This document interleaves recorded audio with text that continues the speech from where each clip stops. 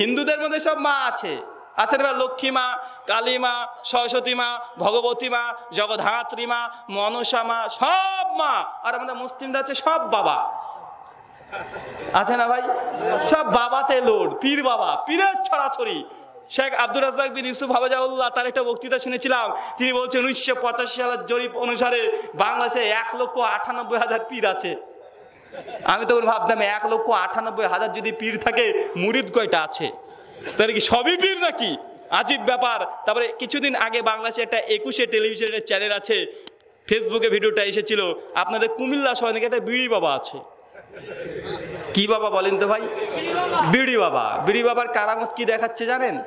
মিডিয়ারা দেখাচ্ছে 10-12টা বিড়ি একসঙ্গে বেঁধে যে টানছে, হচ্ছে বিড়ি বাবা, হচ্ছে বিড়ি বাবা। আর একটা বাবাকে দেখাচ্ছে, ওর নাম হচ্ছে বদনা বাবা।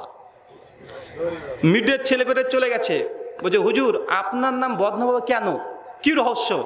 ও হুজুরকে যখন বলেছে, হুজুর তো মানে উত্তর দেবে না, ইশারা করছে ওইদিকে যা, ওইদিকে যা। মানে ওইদিকে তার আরেকজন কি আছে, খাদেম আছে, খাদেমের কাছে মিডিয়া চলে গেছে, বলছে আপনাদের হুজুরের নাম বদনা বাবা কেন বাবা, ওর নাম বদনা বাবা কেন? ও তখন বলছে খবরদার এই প্রশ্ন করবি না। ওনারা তখন বলছে দেখেন আমরা মিডিয়া থেকে এসেছি, এটা নিয়ে একটা নিউজ করবো। ও তাই, তাহলে শোন, এই বাবার নাম বদনা বাবা এই জন্যই, বাবার হাতে একটা বদনা আছে, দেখেছিস? এই বদনা সেই বদনা, এই বদনা তো সেই বদনা, যে বদনা হুজুরের ইজ্জত দেখেছে আর কেউ দেখে নাই। বদনার নাম কেন বলেন তো? ইজ্জত দেখেছে বদনাতে, আর কেউ দেখে নাই। আমি মনে মনে ভাবছিলাম কেন হুজুরে বউ দেখে নাই? আজীব ব্যাপার, বদনাবার নাম পড়ে গেছে। একটা আছে দড়ি বাবা, শিকল বাবা। কুষ্টিয়াতে আছে একটা পাগলা, ও আবার ন্যাংটা বাবা। ভাই ন্যাংটা বাবা আছে না বাংলাদেশে? আজীব ব্যাপার, ন্যাংটা বাবা, ওরও আবার ওরস হয়। হাজার হাজার মানুষ যাচ্ছে, কোটি কোটি টাকা তাকে দান করছে। মানুষ আবার তার কাছে গিয়ে বাচ্চা চাইছে, একটা ছেলে দে রে বাবা, একটা ছেলে দে, চিৎকার মারছে। ভাই বলেন তো, ও তো ন্যাংটা, কি দেবে?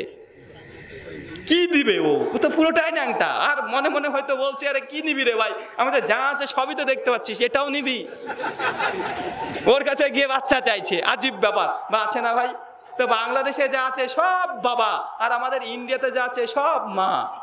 ওখানে মা, শুধু মা, বাবা একটাও নাই। একটা বাবা আছে, তার নাম শিব মহেশ্বর। ও দেখবেন এই খায়, গাঞ্জা খায়। শিবের ছবি দেখেন নাই? দেখবেন কালীর পায়ের তলে কে থাকে?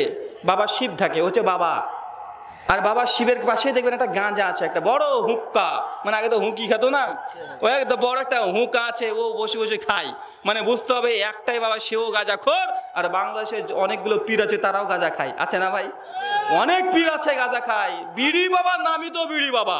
তো আবার কি বলছি, কথা বুঝতে পারছেন না ভাই?